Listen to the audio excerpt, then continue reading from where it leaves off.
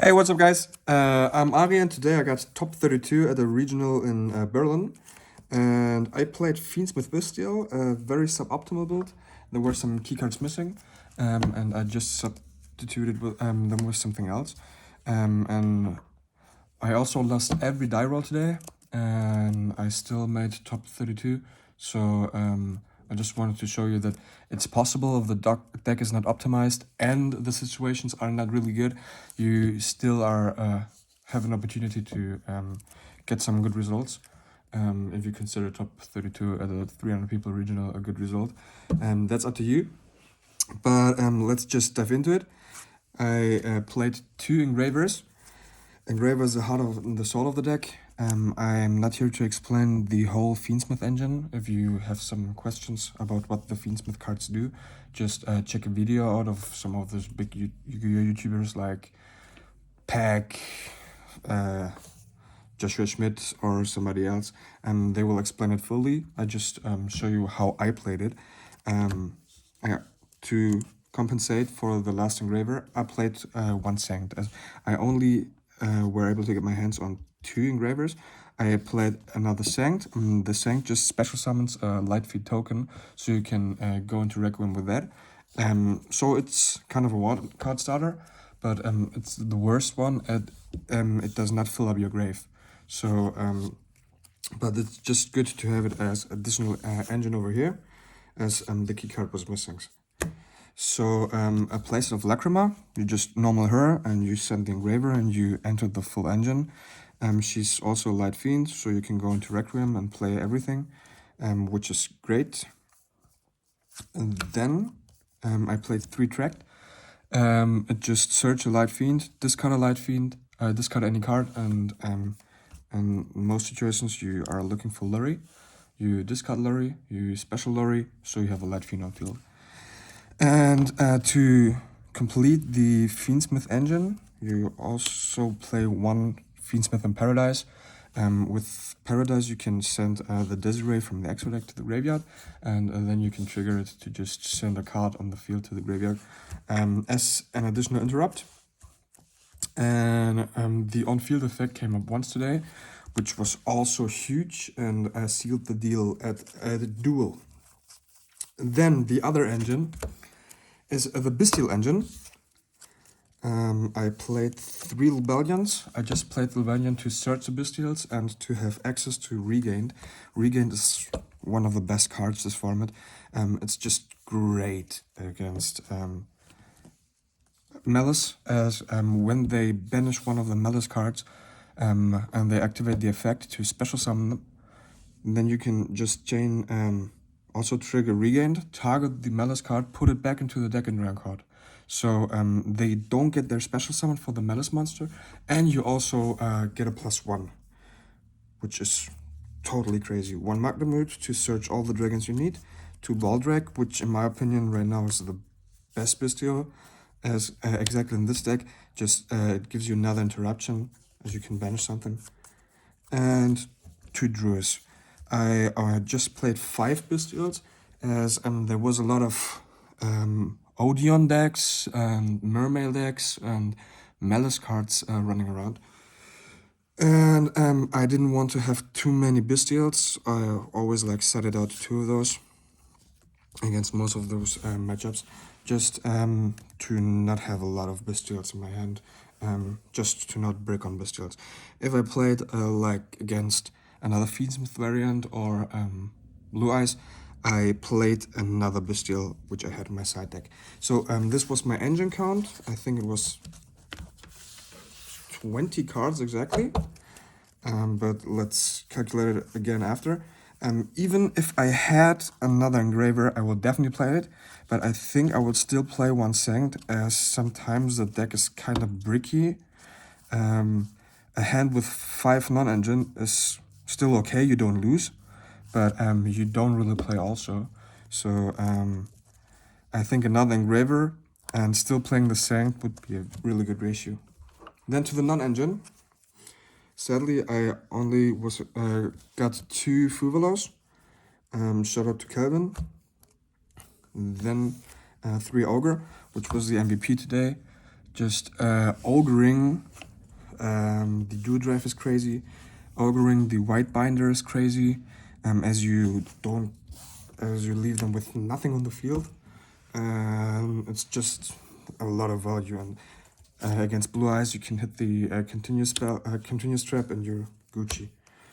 Plain set Ash, 3 nips. I would prefer to play a Dominus card, but I didn't have access to. And then 3 imperms, 3 draw, great card against Riser right now, and 3 Whaler. So I would love to play more Fuvas, but I was only able to get 2 of them, and I would like to have access to the Dominus cards, but I sadly didn't, so I had to play a suboptimal hand trap lineup. But it was great, it felt really, really good, and all of them came up as they should. Just Nibiru was kind of bricky in my hand. And then let's just go over the side deck before I explain the extra deck. Against everything right now, back row removal is great. Against Malice with their traps, against Rizal with the field spell, and against the Odeon cards, really good.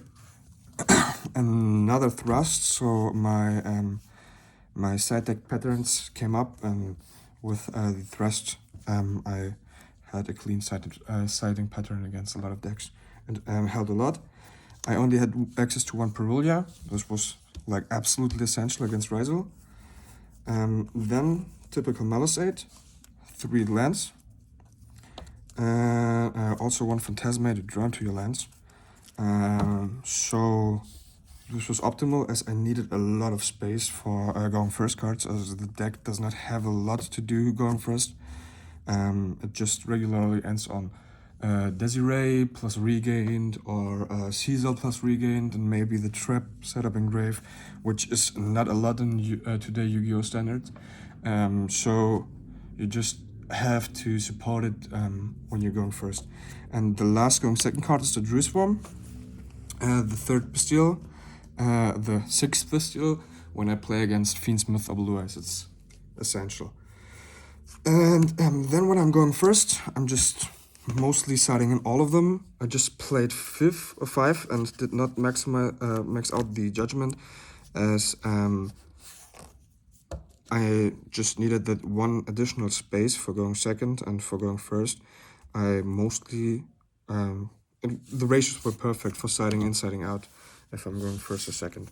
I don't think I would change anything. Just if I would have more purulias, I would definitely play more of them, and maybe cut the thrust and play a second purulia. But it wasn't important to think about that today.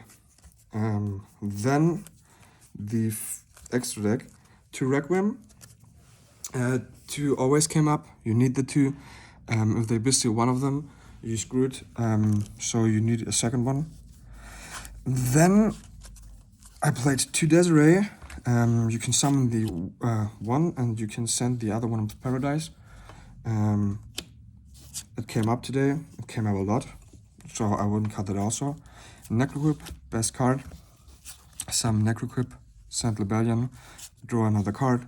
Some Necroquip, send the wait for a hand trap of your opponent, draw a card. You can do a lot with Necroquip. And then Moon, just to enter the engine with 2 bodies. The Sequence to Fusion Summon. The Agnum Day to OTK. The Caesar, which is typically an endboard piece, but I wasn't able to go into Caesar a lot today, as I got hand trapped a lot, and mostly if I had the opportunity I chose Desiree over Caesar, as everybody has some targeting outs against Caesar, and before I just summon him to get Slayered or Metatronist or booked, let's just play the untargeted guy instead. Then 1 Chaos Angel, it came up a lot today. Typhoon, which won me a lot of games by itself, when my opponent has like a Dual Drive and a Detonator, because I hand-ripped him and he had no access to the field spell, then you can just go into the Typhon, bounce the detonator, attack over the duo drive, and they have literally nothing left.